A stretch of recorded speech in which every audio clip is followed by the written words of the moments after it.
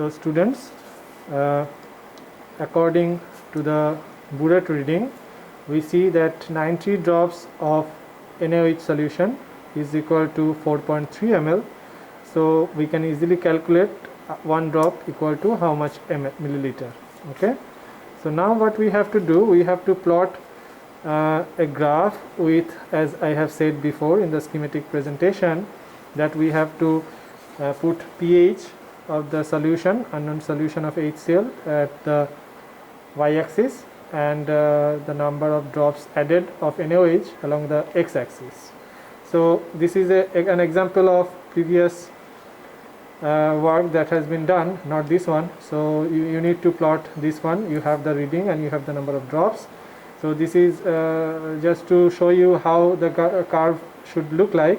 What you need to do, you need to mark, or you need to take the x-axis and y-axis. For example, you can take one box for 5 drops of NaOH solution, and you can accordingly put that into the graph sheet.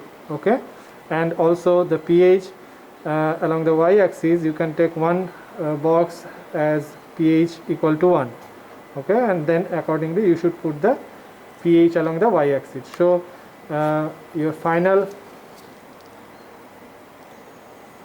graph may look like this one, but depending upon the readings that you have collected, or rather say we have collected, you put those readings into the graph and prepare the graph for to attach with your experimental notebook, where you need to write the principle of the experiment along with the apparatus, reagents, and the calculations. So from the graph we can calculate how much amount of NaOH is needed. Now come back to the initial space where we have shown you how to calculate that one with the V1S1 and the V2S2. The formula, the working formula is that one, V1S1 equal to V2S2.